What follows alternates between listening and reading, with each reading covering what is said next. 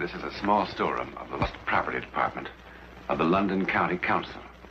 There are many such rooms, but they're rarely visited anymore because the property stored dates back to the war.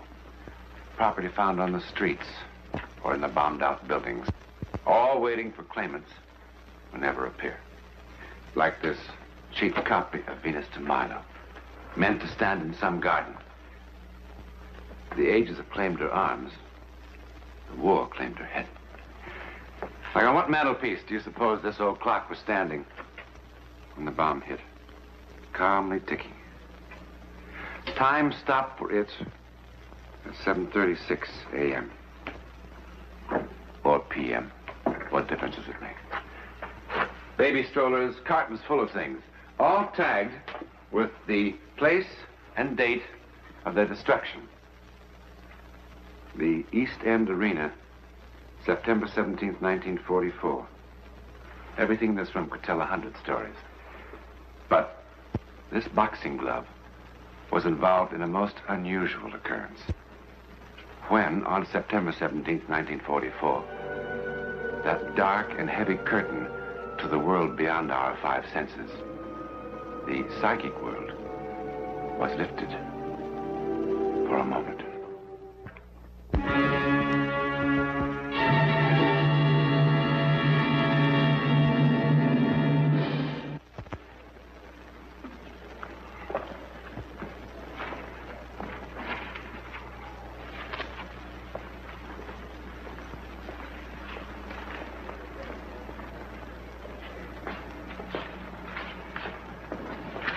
Mike. Hello, Yank. Sorry I'm late. No, it's all right. I had a bit of shopping to do. Fish and chips. I know. But we're betting the purse, aren't we? I'm financing dinner out of my own pocket, you might say. Never mind. We'll have a real feed after the fight. What kind of odds you get? 3 to 1 for the old 30 quid. That means we'll get 120 pounds if we win. That'll give us something in our pockets when we go up to the Midlands. Birmingham. Oh, they love light heavyweights up there. Did you see the doctor? Where do we go to eat? Well, in the dressing room. Get him a coffee? Coffee costs extra. Well, I could sure use some.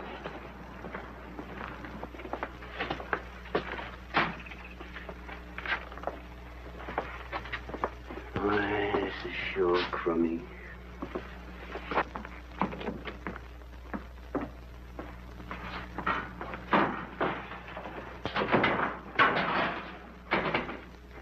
Here, did you see the doctor? Yeah, I saw him. Oh, Eddie. Please, go get some coffee. Oh, what do you want coffee for? It'll only keep you awake. I want you to have a couple of hours shut-eye before the fight. Coffee never bothered me. You know that. What doctor? How do I know what doctor? Well, you must remember something about him. I walked up the street and there was a doctor's office. What street? Queen Street. Oh. That would be Dr. Duggan. Yeah, I think so. Yes. He has a big sign hanging out over the wall, like a blinking cinema. Arthur A. Duggan. Sounds like him. Yes. Only that sign was knocked down in a bombing raid 6 months ago. Well, then maybe it was someone else, and maybe it wasn't Queen Street.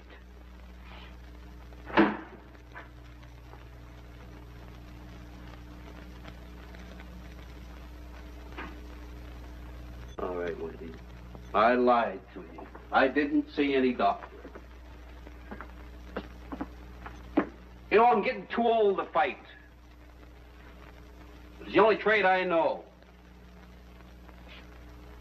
You know something, Whitey? The Army wouldn't even have me. That's why I'm in the Merchant Marine now. And why don't you ship out? Oh, I intend to. But I just wanted a little money. I got my eye on a bar and grill. You ought to see this place. It's a real pretty place. That's a pub. It's a nice little place up in Hoboken, Wayne. Yank, don't you realize you're risking your life? But it's my life, isn't it?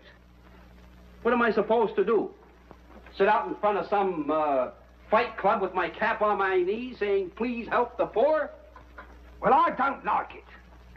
Whitey, you don't have to like it.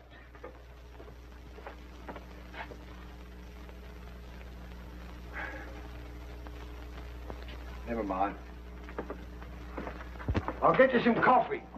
Anybody mention coffee? Ah, I take it this is your fighter. Mr. Sanderson, Yank Dawson. He manages the other fella. How are you, Dawson? Sound in wind and limb, I hope? Well, I hope so. I really hope so. This my boy's a bit of a savage, I'm afraid. Not much skill, but when he hits somebody, bang, bang. That's all she said, as you Americans would say. Here, drink up. My tiger's late. I'll get some fresh for him when he comes in. Right, Mr. Sanderson, thank you. No, Yank.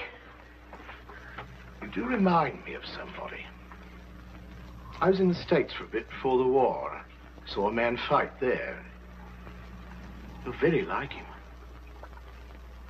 Denver it was. Did you ever fight there? 150 million Americans. Stands to reason 2 of them can look alike. No, couldn't be the same chap. The man in Denver had a terrible accident not long afterwards.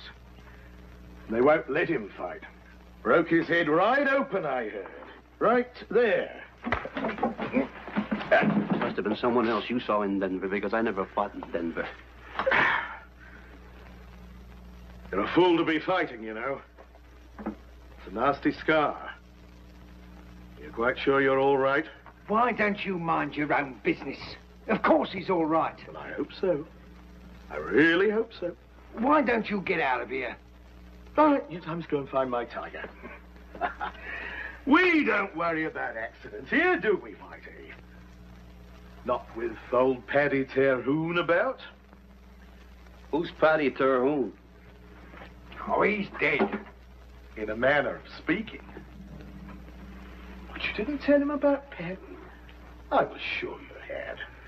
Oh, inhospitable. Very inhospitable. Oh, come off it now. What do you mean, come off it?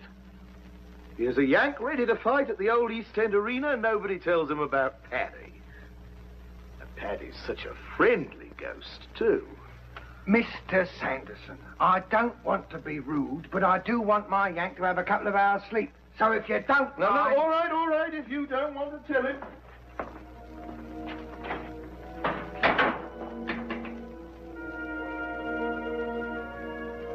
Well, a little rub down is what you need. Help you to get some sleep. Him and his tiger. Alfie Jones. Tiger, mind you, he's very clever with his hands, though. You want to remember that. That's why I told you to crowd him. Understand? Keep crowding him all the time.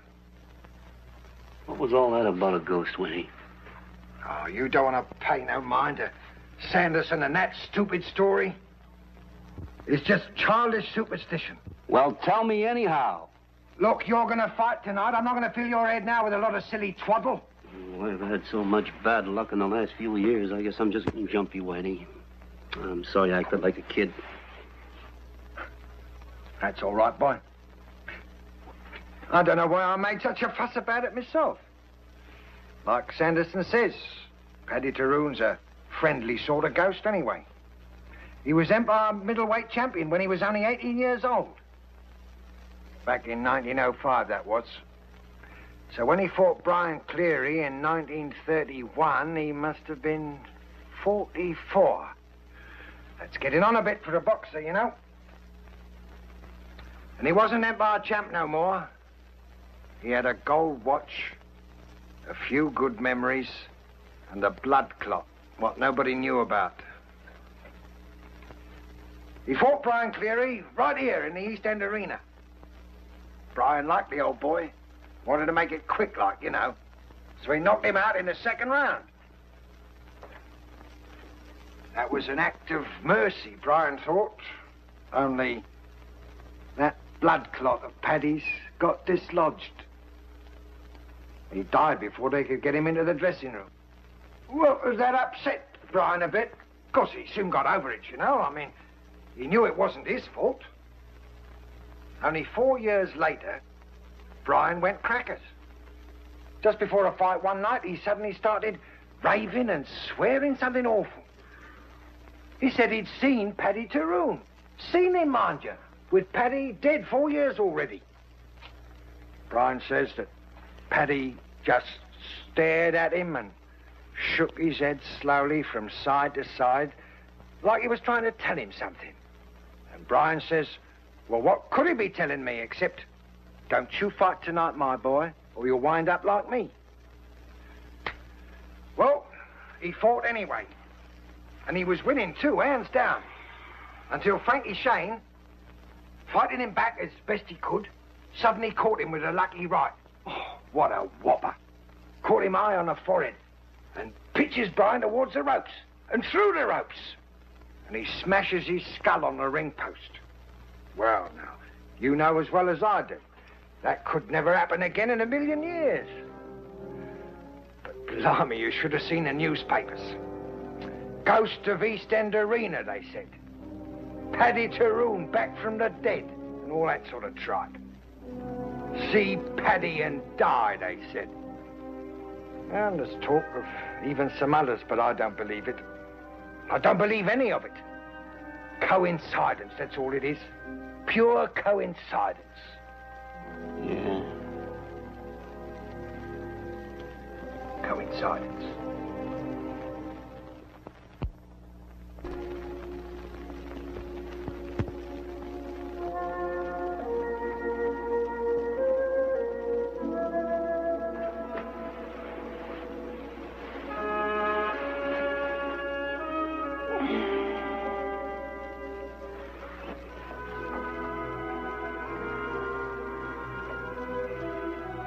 Who are you?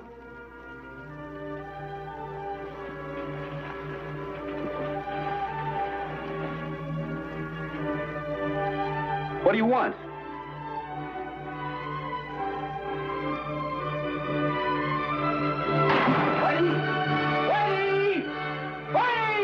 What's going on He's here? in there, Whitey. I saw him. Who? The fellow you were telling me about, Paddy Tyrone, he's standing in there. Ah, you must be dreaming. He's in there, I swear. Look for yourself.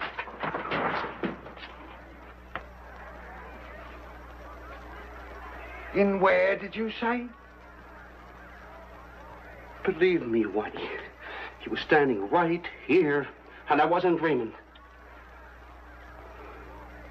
You weren't dreaming, Yank. What kind of a ghost takes his leave by the window? I'll tell you what kind. Come on, I'll show you your ghost.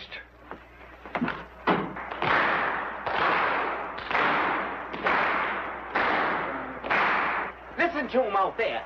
You're going to ruin me. Well, don't look at me. He's the one what's ruining you. Him and his psychological warfare. I got contracts with the both of you. Well, we are ready to fight. Then you two can fight. I'll tell you straight out, my boy isn't going into the ring until he admits what he done and apologizes for it. And just what am I supposed to have done? I had somebody to impersonate Paddy Tyrone. That's what you've done. Trying to scare my boy. What's all this about? That ghost was a fake. Well, maybe it was, but that doesn't prove that I had anything to do with it. Who else? Who else had reason? It's your boy we're fighting, and you was offering odds of 5 to 1. Got confidence in Alfie, that's all. Well, that's another thing. Look at him. Cool as a cucumber. Quiet as can be. Here, it got nothing to do with me. I'll say fight. Well, that's just it. Your opponent saw Paddy Tyrone, and you say fight. Aren't you scared you're gonna kill him? Cleary and Kawicki saw the ghost and they was killed in the ring. Why doesn't it bother you that the man you're fighting is going to die? I'll tell you why. Because it's a fake and you know it. If what you say is true, it's a case for the Boxing Control Board. Unsportsmanlike conduct by a manager. You insisted that my boy heard about Paddy Tyrone, and you knew he was going to take a few hours' sleep. That gave you plenty of time. How long did it take to sew Paddy's name onto that sweater? Now, look here, Whitey. And who did you hire to do Paddy Tyrone? Which one of your flunkies was it? Willie Davis? He's about the right age and size. Who's Willie Davis? Oh, some used-up old fighter who'll do anything for a few quid that he can take across the road to the Red Lion and turn into whiskey. And we don't have to ask his permission to go over there and ask Willie to talk, and he'll talk, in the interest of justice and better boxing and a few more drinks. Come on. No, wait. All right. I did it. There you are, you see? Willie played the ghost. It was my idea. Well, I know I shouldn't have done it, but Willie looks almost exactly like Paddy, and with a little makeup. Well, I just couldn't resist it. There's nothing criminal in it, mind you. It was a psychological warfare, just like we do on the Germans, that's all. Only that happens to be war, where all is fair, so they say. But this is boxing. All right. Which is supposed to be a sport. Well, maybe it wasn't sporting, then. Maybe.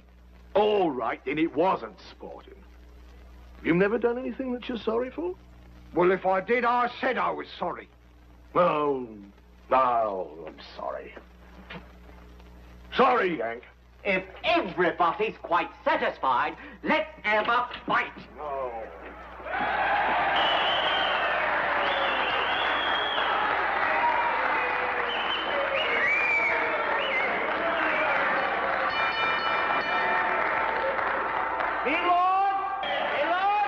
Ladies and gentlemen, Eastside Sporting Club, thank Collins Producer, 10 3-minute rounds, Cheapside Zone favorite, 11 stone, 9 Alvin Jones.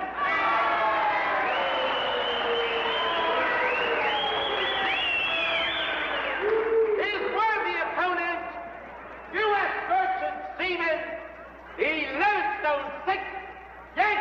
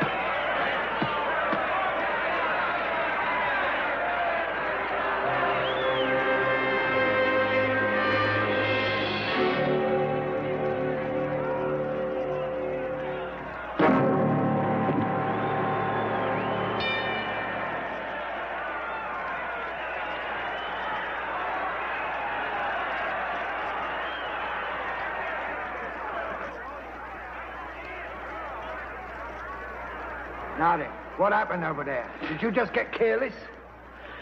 That fellow I saw in the dressing room. You know, Davis? Well, what about him? He's sitting up there in the last row. I saw him. It kind of confused me, I guess. So Sanderson's still up to his tricks, is he? I'll flay him alive.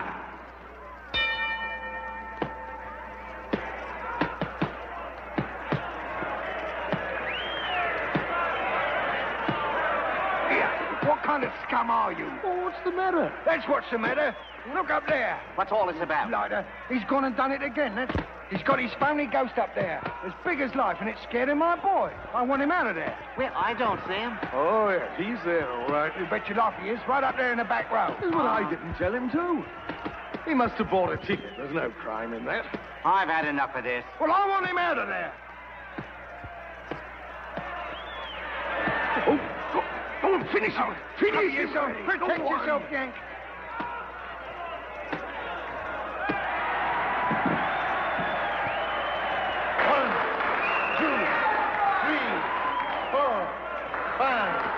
6, 7, 8, 9, 10. Don't touch him. He mustn't be moved. Let's get him to the dressing room. No, he must not be moved. Get a doctor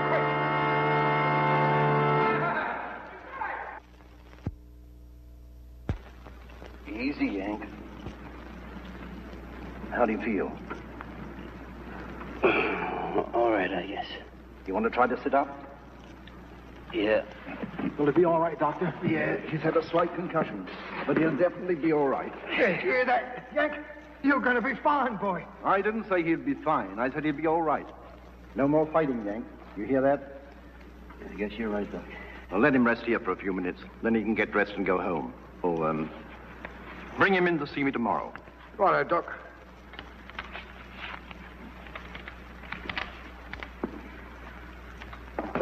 Look here, White here. I'm sorry about all this. So you should be. Lot of nonsense. Your boy would never have beat him if he hadn't been distracted. Is there a Mr. Sanderson here? I'm Sanderson. Mr. Sanderson? Yes? It's the devil's own time finding you, sir. Do you know this man? Yes, Willie Davis. Why were you sitting in the back row, Willie? Beg your pardon, sir, but the only place he's been sitting is at the police station. Under the influence, as you can see. But he couldn't. I picked him up in the Red Lion pub. There was some there that said he stole the money he spent there. But Willie said that you'd vouch for him, that you gave him the money. So that's true. How long has but he been in custody? Oh, for the last hour, I'd say. That's impossible. Why, we saw him sitting here in this very arena, wearing that foolish sweater not 10 minutes ago. Couldn't have been him, sir. 10 minutes ago, he was still unconscious.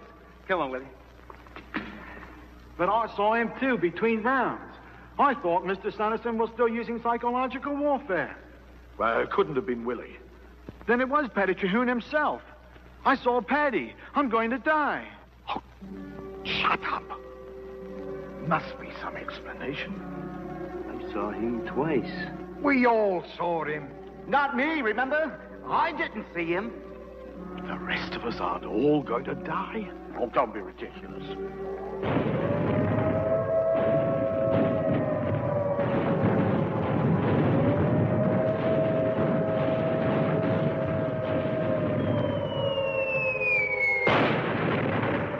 The German bomb, aimed presumably at the waterfront, struck the East End Arena about 12 o'clock.